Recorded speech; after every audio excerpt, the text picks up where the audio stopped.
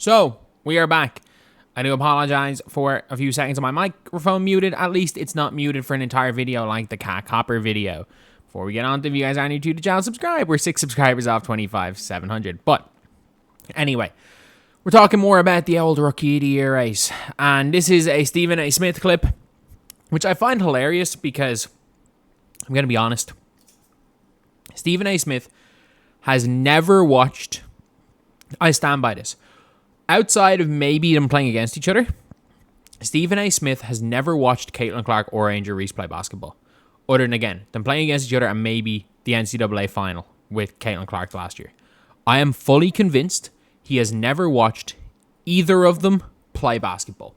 Because to this day, he is still arguing that the only reason either of them should be on Team USA is for marketability reasons. Not the fact that Angel Reese her style of play fits FIBA game perfectly. The way Alyssa Thomas is playing for this team right now, as in just a hustle player, an offensive rebounder. Again, Alyssa Thomas does other stuff too, but her role right now is to be that hustle player, offensive rebounder. She's killing it. Do you know who was so good at that role that Alyssa Thomas had to suplex her?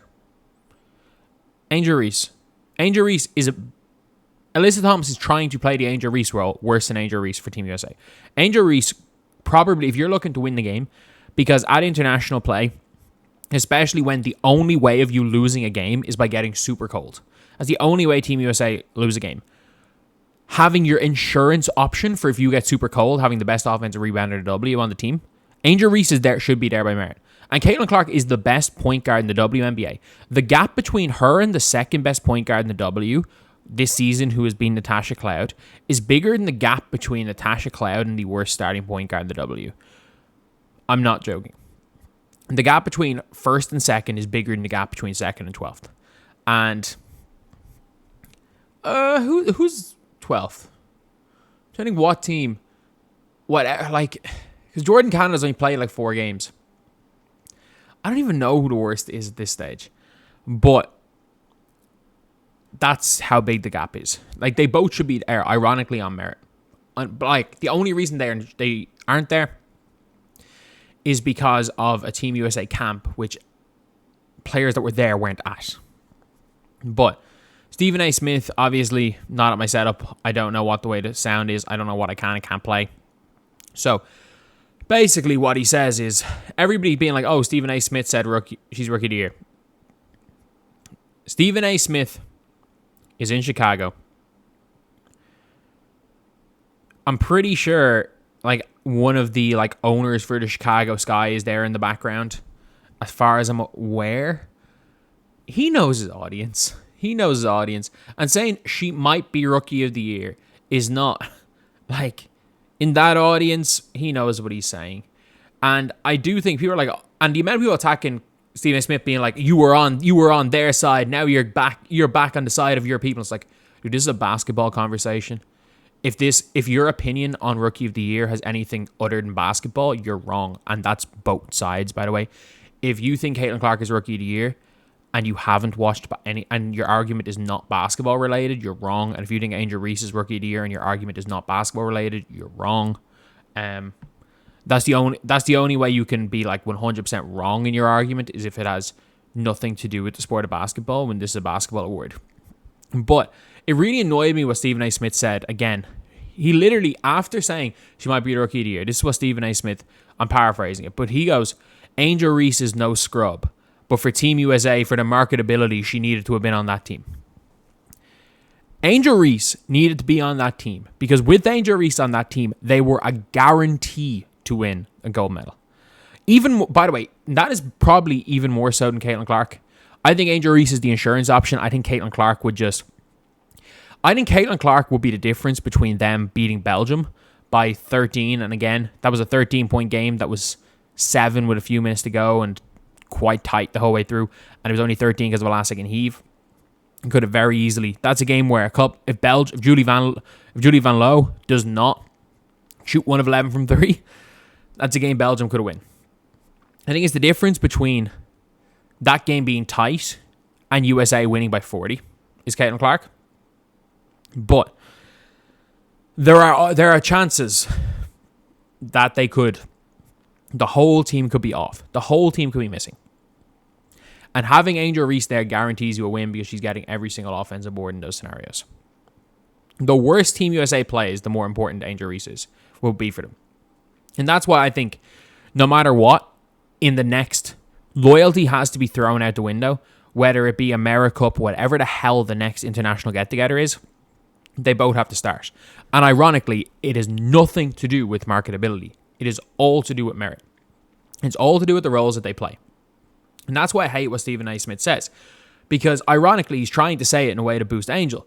But anyone saying that these two players should be on the team for anything other than merit, I think it's doing a disservice to two, not even just unbelievable rookies, the two best at what they do in the WNBA. They are both the best at what they do. And what they do is extremely important. If you can bring Angel Reese as a 12th man, if you're a 12th man, look, who is 12th man right now in Team USA? Kat Copper. As great as Kat Copper is, what does Kat Copper do differently to Diana Taurasi? I'm not saying Kat Copper doesn't do what she does better than Taurasi, but what does she do differently to Taurasi? What does she do differently to Jewel Lloyd? What does she do differently to Kelsey Plum? What does she do differently to Sabrina Ionescu? What does she do differently to Jackie Young? Nothing. What do any of them do differently to each other? A few of them can be a makeshift point guard, maybe. If you have what you should do for a team is, you should always, I can't remember what country the coach was I was listening to. It was like, you bring your two best ball handlers, you bring like 3 legit bigs, or 2 to 3 legit bigs, depending on how you want to play. You bring your 2 or 3 best scorers. You bring one player that's just there for vibes. And then your two players kind of off the bench. You've got to bring players that do something nobody else does. Which is why, if I was picking the team, when I said it, I was like, I would be running, if I was thinking a team that would be unbeatable, would be Caitlin Clark at the 1, at 2 guard. Any of the shooting guards you brought with you, whichever one you want to start at the 2. Stewie at the 3, Angel at the 4, Age at the 5. That team will not lose. And not only that team will not lose, it has no weaknesses. You have got 3 to 4 elite defenders, depending on who you're running at the 2. You've got a point guard who will rebound the ball, who will push the floor, with Aja and Stewie, who both run the floor when needed, will hit them both in their stride, will do exactly what Chelsea Gray is doing, except also be able to lead the fast break and score a little bit. You've got Angel Reese, who's going to, every time you miss, she'll get an offensive rebound. You've got Stewie, who can play the point forward position so that Caitlin Clark can come off the ball a little bit. All of them be able to catch the passes. Like, that would be a 5 that I don't think there's another 5 you could put together. Even if you could duplicate players, let's just say with Sabrina, or not even Caitlin Clark with Sabrina, let's just say Jackie Young. She can defend a little bit, she can handle, she can shoot. Put Jackie Young in there at the 2. I don't think there is a actual 5, even duplicating players, that would beat that 5. Just because, especially in FIBA rules, I don't think there's a 5 that could beat them. Like, Angel Reese as a 5th option is the most dangerous 5th option in the WNBA. And that's one thing that people don't understand, is that she is scoring 13 points a game, and her best games are when somebody else is going off. She has her best games when Kennedy Carter is going off, when Marina Mabry's going off, because teams have to not only not guard her in multiple coverage, they don't even guard her in single coverage because they have to help off somebody, and they're not helping off Cardoso. So she has her great games. She is the most dangerous 5th option in the league, which is why she has to be a must for this team. We've seen it with the men's, why they bring Drew Holiday, why they bring Derek White, and how good they've been. Because they're guys that can thrive as a 5th option. There's no player on the women's team right now that thrives as a 5th option, other than maybe Alyssa Thomas. But Angel Reese is better at that specific part than Alyssa Thomas. And Caitlin Clark is just the best point guard in the WNBA by so much. I think saying that either of these should be brought for any reason other than basketball is doing a disservice to them both. Because fit-wise, not only should they both be going, again, obviously they need a break. In hindsight, being 2020, it's probably for the best. They shouldn't be brought. But worst case scenario, one of the Caitlin starts, Angel Reese is an important bench player. But realistically, If you're telling me what team I would pick, screw politics, screw the fact that I'm the Lynx coach and your superstar Fee Collier needs to start. Screw that. Fee Collier doesn't do enough. She doesn't do enough as a fourth option.